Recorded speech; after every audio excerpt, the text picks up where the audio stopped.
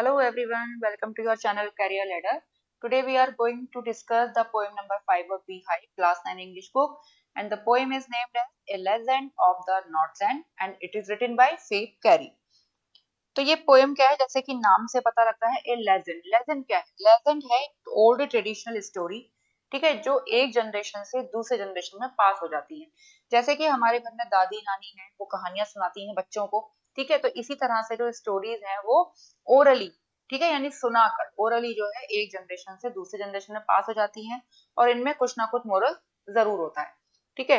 तो ये भी एक ऐसे ही लेजेंड है, एक फोक टेल है ये भी, जो नॉर्थलैंड, नॉर्थलैंड को आप कह सकते हैं लैंड इन द नॉर्थ, यानी नॉर्थ पोल पर कोई लैंड है या किसी कंट्री के नॉर्थ में कोई लैंड है, आप उसको ऐसा नॉर्थलैंड कह सकते हैं।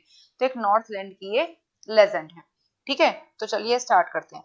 This poem narrates the legend of an old lady who angered Saint Peter because of her greed. तो ये पोएम जो है एक ऐसी ओल्ड लेडी की लेजेंड है, ट्रेडिशनल स्टोरी है, जिसने सेंट पीटर को नाराज कर दिया था अपने ग्रीड की वजह से, अपने लालच की वजह से। तो इस स्टोरी का क्या मोरल है? ये स्टोरी क्या मोरल देती है? स्टोरी कहती है we should never be selfish, हमें कभी सेल्फिश नहीं होना चाहिए। अगर गॉड ने हमें फूड दिया है, शेल्टर दिया है, अगर हमारे पास मनी है, तो हमें दूसरों की मदद करनी चाहिए जिनके पास ये सब चीजें नहीं है, ठीक है। तो इस ये जो मोरल है इस स्टोरी से मिलती है। Away, away in the northland, where the hours of the day are few and the nights are so long in winter that they cannot sleep them through. Away यानी distant, तो यानी Northland में poem में कहती है poet कि Northland में away, away यानी दूर, बहुत दूर एक प्लेस है, एक लैंड है, where the hours of the day are few, जहाँ दिन के जो घंटे हैं वो बहुत छोटे हैं, यानी दिन बहुत छोटा होता है। And the nights are so long in winter, और सर्दियों की जो विंटर की जो नाइट्स हैं वो इतनी लंबी होती हैं that they can not sleep them through, कि वहां के जो लोग हैं वो पूरी रात जो है सोकर स्पेंड नहीं कर सकते, यानी इतनी लंबी रात होती है कि इतनी देर तक नहीं सोया जा सकता। तो इस पैराग्राफ में जो पोइट है वो कहती है कि नॉर्थलैंड में बहुत दूर एक ऐसा प्लेस है जहाँ पर दिन बहुत छोटा होता है और सर्दियों की जो रातें इतनी लंबी होती हैं कि उनको पूरी रात सोकर भी नहीं बिता सकते, ठीक। तो अब इस पोयम में हम साथ में हम इसकी पोएटिक डिवाइस भी देखते चलेंगे और राइमिंग स्कीम के भी बारे में भी आपको बताते चलेंगे। तो पहले बात करते हैं हम पोएटिक डिवाइस की। देखिए इसमें अवे, अवे ये रिपीट हो रहा है, तो इस लाइन में जो हमारा पोएटिक डिवाइस है वो होता है रिपीटिशन, ठीक है। इसी तरह से हम देखिए टी एच यहाँ रिपीट होता है, ठीक है। ऐसे ही यहाँ इस वाली लाइन में भी टी एच रिपीट होता है, तो यहाँ पे भी इस लाइन में होता है क्या? एलिट्रेशन।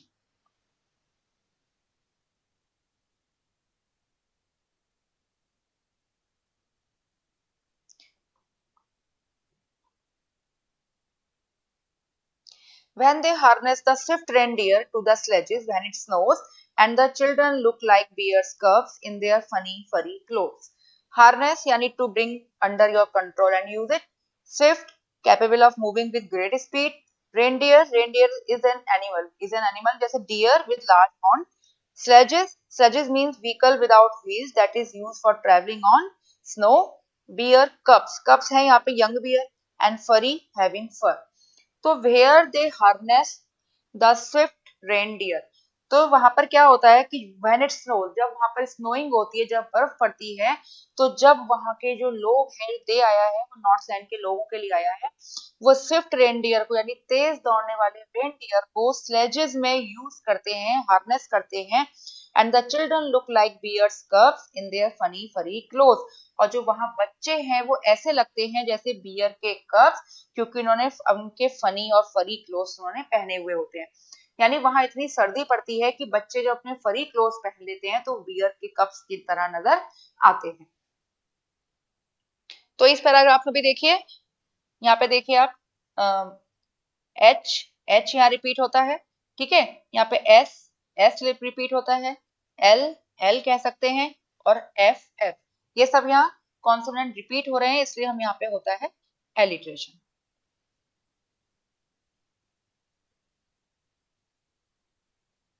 और इस लाइन में वर्ड यूज हुआ है लाइक, तो इस लाइन में होता है सिमिलर।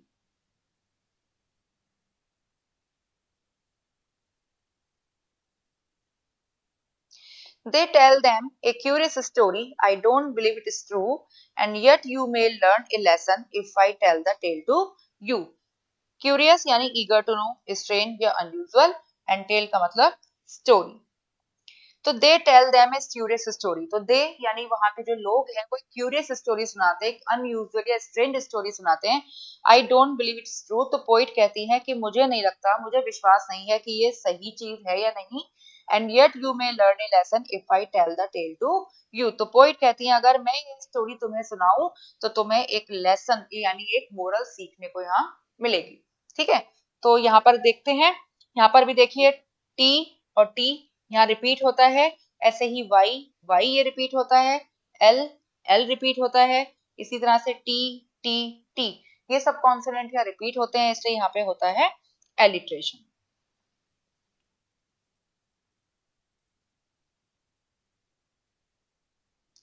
तो पोइटिक डिवाइस भी देख लेते हैं, राइमिंग स्कीम सॉरी. स्टोरी इसको नाम देते हैं ए, ट्रू ये होता है बी. अब इसका ये देखिए वर्ड यू, ट्रू और यू इनके प्रोनाउंसिएशन जो है बिल्कुल सेम लगते हैं, तो इसको भी नाम दिया हमने बी, और ये लेसन को नाम दे दिया इसलिए हमने सी. तो राइमिंग स्कीम होती है हमारी A B C B. Once when the good Saint Peter lived in the word below and walked about it preaching just as he did you know. Saint Peter an apostle of Christ. ठीक है, एक Saint है, Christ Christian Saint है Saint Peter, and preaching to speak in public on religious matter, यानी हिंदी में आप कह सकते हो उपदेश देना.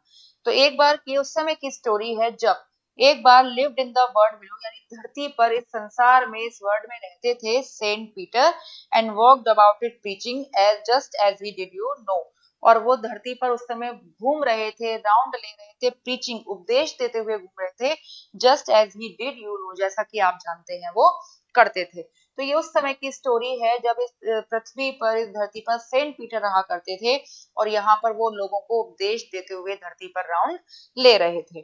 ठीक है, he came to the door of a cottage in traveling round the earth, where a little woman was making cakes and baking them on the hearth. Baking process of cooking bread and cakes. Hearth यानी brick floor of a fireplace, आप हिंदी में अंगीठी भी कह सकते हैं. He came to the door of a cottage. तो जब Saint Peter धरती पर घूम रहे थे उपदेश देते हुए, तो वो चलते चलते इन ट्रेवलिंग अराउंड द अर्थ यानी धरती पर घूमते घूमते वो कहाँ आए, एक कॉटेज के डोर तक आए, where a little woman was making cakes, जहाँ एक छोटे कद की औरत, लिटिल वुमन का मतलब है जिसकी हाइट बहुत कम थी, तो वो औरत वहां पर क्या बना रही थी, केक बना रही थी, और उनको हर्थ यानी अंगीठी पर बेक कर रही थी. तो कहने का मतलब है सेंट पीटर जब उपदेश देते हुए धरती पर घूम रहे थे, तो वो घूमते घूमते कॉटेज के दरवाजे तक आते हैं जहां पर एक लिटिल वुमन केक बना रही थी और उनको अंगीठी पर बेक कर रही थी. तो इसी तरह से देखिए यहाँ पे डब्लू डब्लू ये रिपीट होता है, तो यहाँ पे भी क्या होता है एलिट्रेशन. इसी तरह से टीएच टीएच यहाँ रिपीट होता है, तो यहाँ पे भी क्या होता है alliteration. And being faint with fasting, for the day was almost done, he asked her from her store of cakes to give him a single one. फेंट यानी वेरी वीक. ठीक है, अब वो सेंट पीटर जब उपदेश देते हुए घूम रहे थे, for the day all was almost done, तो उस दिन पूरा दिन लगभग खत्म हो चुका था. विथ फास्टिंग उन्होंने उस दिन फास्ट रखा हुआ था, यानी उन्होंने पूरे दिन कुछ नहीं खाया था, और बीइंग फेट विद फास्टिंग, और वो जो है भूख की वजह से, फास्ट रखने की वजह से बहुत वीकनेस फील कर रहे थे. He asked her from her store of cakes to give him a single one, और जब वो लिटिल वुमेन है उसके घर तक आते हैं, उसके कॉटेज के डोर तक आते हैं, तो वो उससे कहते हैं कि अपने स्टोर के जो केक का जो स्टोर है उसमें से एक सिंगल पीस जो केक है उनको दे दे. ठीक है, क्योंकि उनको भूख लगी हुई थी, क्योंकि पूरा दिन उन्होंने फास्ट रखा हुआ था, इसलिए उस वुमेन से वो एक सिंगल केक अपने लिए लेना चाहते हैं. So she made a very little cake, but as it baking lay, she looked at it and thought it seemed to last to give away. तो अब उस औरत ने क्या किया, उसने अब एक छोटा केक बनाया, बहुत छोटा केक बनाया सेंट पीटर को देने के लिए, बट एज इट बेकिंग ले, ले यानी टू पुट प्लेस और be in a particular position, लेकिन जब वो इसको बेक कर रही थी, शी लुक्ड एट इट, उसने इस केक को देखा, एंड थॉट और सोचा, it seemed too last to give away, अब उस लेडी को ये केक बहुत बड़ा लगा, सेंट पीटर को देने के लिए। ठीक है, यानी मतलब है पैराग्राफ का, कहने का मतलब ये है कि जब सेंट पीटर ने उससे केक मांगा अपने लिए, कि एक सिंगल केक मांगा उन्होंने, क्योंकि वो फास्ट से वो वीकनेस फील कर रहे थे, तो उसने सेंट पीटर को देने के लिए एक छोटा सा केक बनाया। लेकिन जब वो लेडीज केक को बेक कर रही थी और जब उसको उसने देखा इस केक को, तो लगा कि सेंट पीटर को देने के लिए केक बहुत बड़ा है। ठीक है, तो अब यहाँ पे भी देखिए ये एफ एफ यहाँ रिपीट होते हैं। ठीक है, इसी तरह से डी और डी भी यहाँ रिपीट होते हैं। तो यहाँ पे भी क्या होता है, ये alliteration.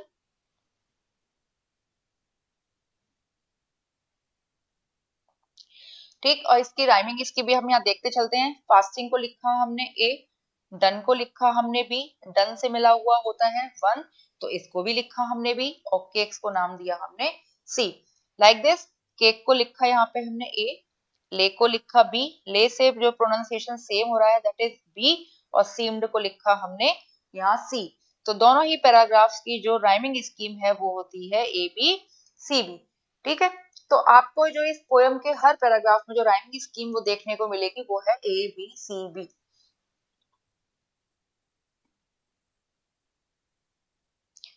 Therefore she needed another, and still a smaller one, but it looked when she turned it over as large as the first had done.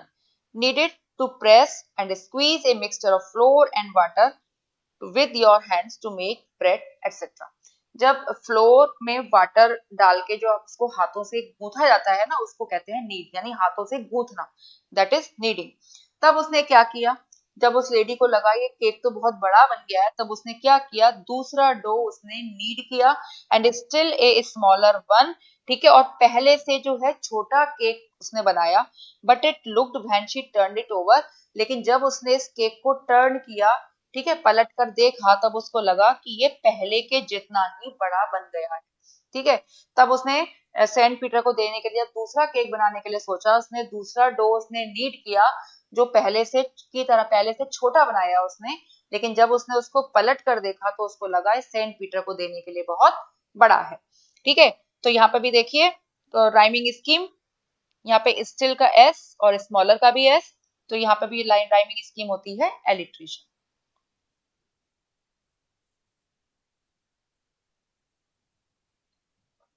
ठीक है, और यहाँ पे देखिए एस एस ये वर्ड यूज हुए हैं, तो एज होने की वजह से यहाँ पे होता है Simli. Then she took a tiny scrap of dough and rolled it flat and baked it thin as a wafer, but she couldn't part with that.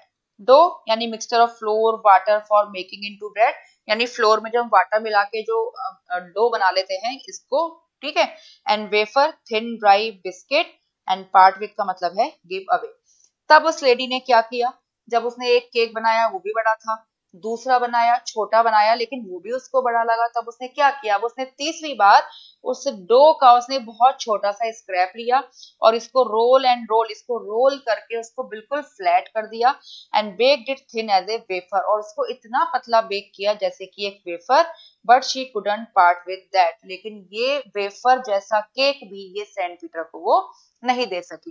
तो कहने का मतलब ये है, जब उसने दो केक ऑलरेडी बनाए और उसको ये बड़े लगे, तब उसने डो का एक टिनी स्क्रैप लेकर इसको बिल्कुल फ्लैट रोल कर दिया और वेफर की तरह बेक किया, लेकिन ये भी उसको इतना बड़ा लगा कि ये सेंट पीटर को नहीं दे सकी। ठीक है, तो देखिए यहाँ पे रोल्ड एंड रोल्ड ये दो वर्ड यूज हुए हैं, इसलिए यहाँ पर होता है repetition.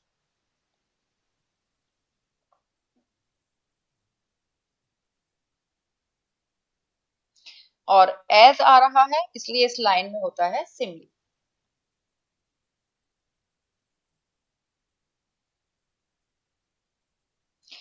For she said, my cakes that seem too small when I eat of them myself are yet to last to give away, so she put them on the shelf. तब उसने कहा, my cakes that seem too small when I eat of them myself, तब वो lady कहती है जब इन cakes को मैं खुद खाती हूँ तो ये मुझे बहुत छोटे दिखाई देते हैं, are yet too last to give away, लेकिन जब मैं किसी को देती हूँ तो ये मुझे बहुत बड़े नजर आते हैं। So she put them on the shelf, इसलिए उसने कोई भी केक सेंट पीटर को नहीं दिया और उन सब केक्स को उसने कहाँ रख दिया, उसने इन सबको एग्स को रख दिया शेल्फ पर. Then good Saint Peter grew angry, for he was hungry and faint, and surely such a woman was enough to provoke a Saint. Provoke यानी मेक एंग्री. तब क्या होता है, तब सेंट पीटर इस बात से नाराज हो जाते हैं. For he was hungry and फेंट, क्योंकि वो उस समय बहुत हंग्री थे, फेंट थे, भूख की वजह से वो वीकनेस फील कर रहे थे. And surely such a woman was enough to provoke a Saint, और श्योरली इस तरह की जो वुमेन है वो एक सेंट को नाराज करने के लिए काफी थी. तो कहने का मतलब है कि जब उसने कहा कि जब इन केक्स को मैं खुद अपने लिए खाती हूँ, अपने लिए यूज करती हूँ, तो केक मुझे बहुत छोटे दिखते हैं, लेकिन जब किसी को देने होते हैं तो मुझे बहुत बड़े नजर आते हैं. तो इन केक्स को उठाकर वो रख देती है शेल्फ में. तो अब सेंट पीटर उससे नाराज हो जाते हैं क्योंकि वो बहुत उस समय हंग्री थे. तो इस तरह की जो वुमेन का जो ये बिहेवियर था वो एक सेंट को नाराज करने के लिए काफी था. तो देखिए राइमिंग स्कीम यहाँ पे स्मॉल को लिखा है हमने, माई सेल्फ को लिखा बी, माई सेल्फ से मिलता हुआ वर्ड हुआ शेल्फ, तो ये हो गया बी, और इसका लिखा हमने सी. लाइक दिस एंग्री को लिखते हैं हम ए, फेंट को लिखते हैं हम बी, फेंट से मिलता हुआ होता है सेंट, तो यहाँ पे लिखते हैं हम बी, और वुमेन को नाम दिया हमने सी. यानी दोनों ही पैराग्राफ्स की जो राइमिंग स्कीम होती है वो है ए बी सी बी. ठीक है, तो अब यहाँ देखिए सेंट और सेंट ये रिपीट हुआ है, इसलिए इस पैराग्राफ में है रिपीटेशन, फिगर ऑफ स्पीच भी है.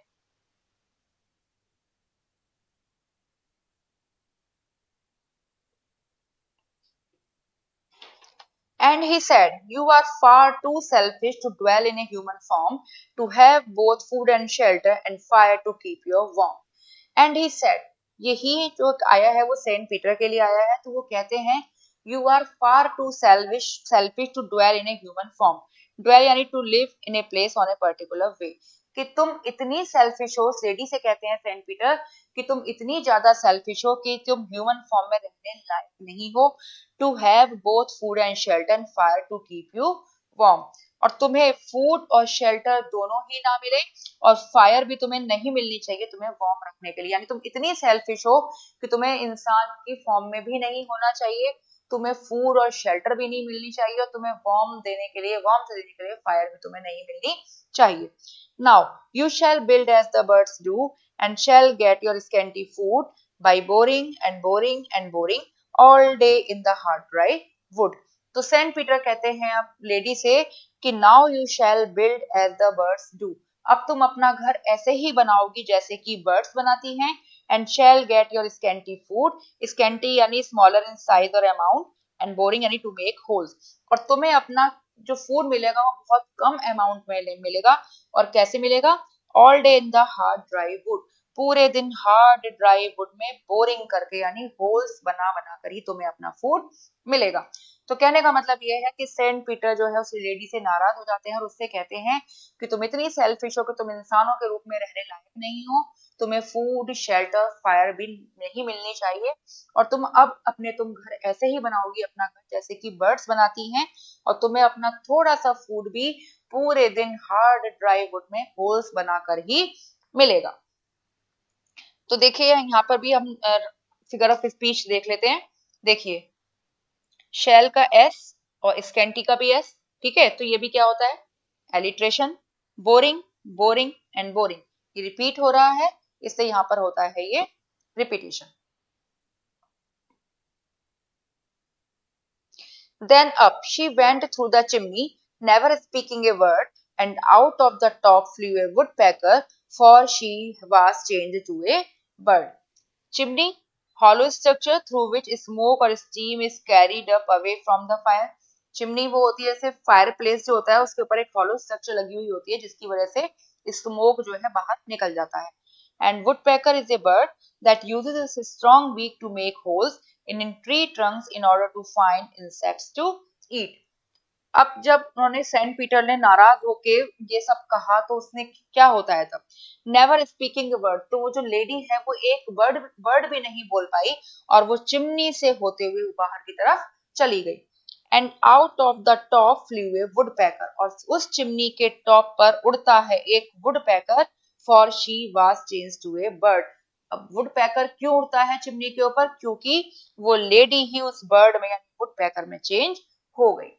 ठीक है, तो कह सकते हैं कि सेंट पीटर ने नाराज होके उस लेडी को जो वर्ड बोला कि तो ह्यूमन फॉर्म में रहने लायक नहीं हो, तो वो जो है वुड पैकर में कन्वर्ट हो जाती है, वुड पैकर में चेंज हो जाती है वो लेडी, और चिमनी से होकर ऊपर निकल जाती है।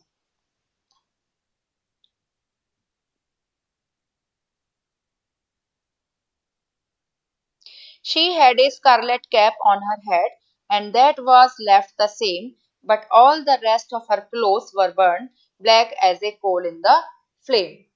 She had a scarlet cap. Scarlet का मतलब होता है bright red color, sometimes with an orange tinge. She had a scarlet cap on her head. तो उस लेडी के जो सिर पर थी उसने एक स्कारलेट कलर की कैप पहनी हुई थी, तो that was left the same. ठीक है, तो वो स्कारलेट कैप तो सेम ही रही, यानी जो वुड पैकर था, वुड पैकर के जो हेड पर होती है वो स्कारलेट कैप लगी हुई होती है, but all the rest of her clothes were burn black as a coal in the flame. लेकिन जो उसके बचे हुए जो उसके जो क्लोथ्स थे वो सब काले हो गए कोयले की तरह से फ्लेम में जलकर। ठीक है, तो ये सेंट पीटर का जो श्राप था उस लेडी को, उसकी वजह से उसकी स्कारलेट कैप तो उसके सिर पर सेम ही रहती है, लेकिन जो उसके क्लोथ्स होते हैं वो कोयले की तरह काले हो जाते हैं। ठीक है, तो अब यहाँ पे राइमिंग स्कीम देखिए, यहाँ पे rhyming scheme had a, same को लिखा हमने बी, तो फ्लेम को भी लिखा हमने बी, और इसको लिखा हमने सी, तो राइमिंग स्कीम होती है ए बी सी बी। और देखिए यहाँ पे एज का यूज हुआ है, तो इस लाइन में जो फिगर ऑफ स्पीच है वो होती है हमारी simile.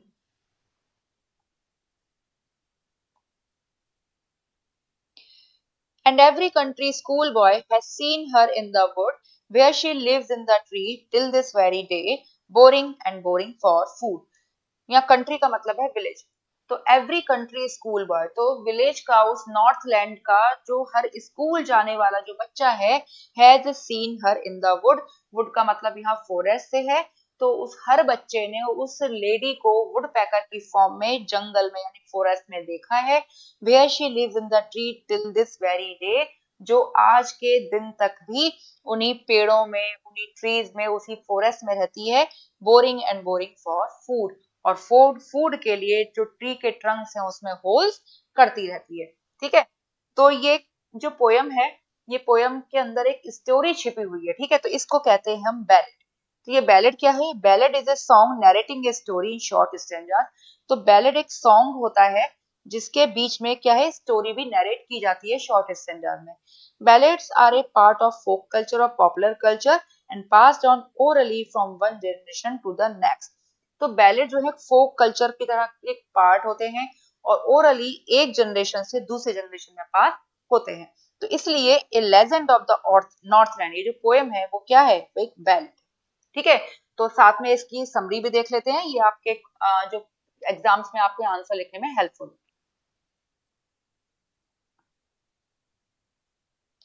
This poem written by Phoebe Carey is a ballad which means a long poem that tells a story. तो ये पोएम है, इसके राइटर हैं फीब कैरी। तो ये बैलेड है जिसका मीनिंग आपको बताया गया कि ये लॉन्ग पोएम है, जिसका मतलब है long poem that tells a story, यानी पोएम में ही क्या है, स्टोरी भी है। This poem narrates an old tradition of story of a lady who angers good Saint Peter due to his greed. तो ये पोएम नरेट करती है ट्रेडिशनल स्टोरी एक लेडी की जिसने सेंट पीटर को नाराज कर दिया अपने ग्रीड की वजह से, अपने लालच की वजह से। One, Saint Peter was walking around the world and preaching the people. एक बार क्या होता है, सेंट पीटर जो है अपने पूरे वर्ल्ड में घूम रहे थे और लोगों को उपदेश दे रहे थे। On his way he reached the door of a cottage where an old lady was baking the cakes on the hearth. On his way, जब वो अपने रास्ते में थे, ठीक है, जब वो उपदेश देते हुए घूम रहे थे, तो वो पहुंचते हैं एक कॉटेज के डोर तक जहां पर एक ओल्ड लेडी केक्स को बेक कर रही थी हर्थ पर यानी अंगीठी पर। Saint Peter was fainting with hunger because he fasted that day. तो सेंट पीटर जो है उनको बहुत भूख लग रही थी और वो भूख से बहुत वीक फील कर रहे थे। ऐसा क्यों? क्योंकि उन्होंने उस दिन अपना फास्ट रखा हुआ था, यानी उन्होंने पूरे दिन कुछ भी नहीं खाया था। He asked her to give him a single piece of cake. तो सेंट पीटर उस ओल्ड लेडी से कहते हैं सिंगल पीस ऑफ केक देने के लिए। The cake she bake appeared to be too large to give it to Saint Peter. अब जो केक उस लेडी ने बेक किया था उसको ये बहुत बड़ा लग रहा था सेंट पीटर को देने के लिए। Now she bake another smaller cake. तो अब वो क्या करती है, अब उसने दूसरा एक छोटा सा केक और बेक किया। It also appear too big for her to give it away to the Saint. अब ये जो केक है ये इस लेडी को भी क्या लगा, बहुत बड़ा लगा सेंट पीटर को देने के लिए। So she took a tiny scrap of dough and rolled it flat and thin as a wafer but could not give it to।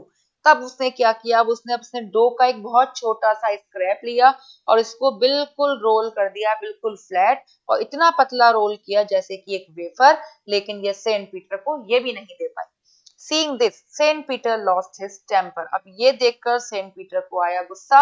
He said to the lady that she is too selfish to be in human form। अब उन्होंने lady से कहा कि वह इतनी selfish है कि वो ह्यूमन फॉर्म में उसको रहने लायक नहीं है। And doesn't have the right to have food shelter and warmth. और उसको कोई राइट नहीं है कि उसको फूड मिले, शेल्टर मिले और उसको फायर मिले अपने आप को वार्म रखने के लिए। He cursed the lady to be a woodpecker who would get her scanty food by boring in hard dry wood। तो अब वो उस लेडी को देते हैं, श्राप देते हैं कि वो एक वुड पैकर हो जाए और जिसको अपना स्केंटी फूड यानी इसको जो अपना फूड मिले बहुत लिमिटेड अमाउंट में मिले, और वो भी कैसे मिले, हार्ड ड्राई वुड में होल्स बनाकर। Because of this, all her clothes were burned black as a coal in the flame। इन सब की वजह से उसके जो क्लोथ्स थे वो बिल्कुल काले हो गए जैसे कि कोयला हो फ्लेम में जलकर काले हो गए। But her scarlet cap remains the same. जो उसके जो सिर पर जो स्कारलेट कैप उसने पहनी थी वो बिल्कुल वैसी ही रही जैसे कि वुड पैकर के जो सिर पर जो कैप होती है वो स्कारलेट कलर की होती है। She was changed to a bird and can be seen now in the trees all day boring in the wood। अब वो चेंज हो गई एक बर्ड में, किसमें, वुड पैकर में कन्वर्ट हो गई, और उसको आज भी स्टोरी के अकॉर्डिंग आज भी देखा जा सकता है उसको ट्रीज में पूरे दिन वुड में बोरिंग करते हुए, वुड में होल बनाते हुए इसको आज भी देखा जा सकता है। ठीक है, तो आई होप आपको एक्सप्लेनेशन समझ में आ गई होगी, ये समरी आपको बहुत हेल्पफुल रहने वाली है। तो don't forget to like share and subscribe this video. तो मिलते हैं आपसे नेक्स्ट वीडियो में, तब तक के लिए बाय बाय।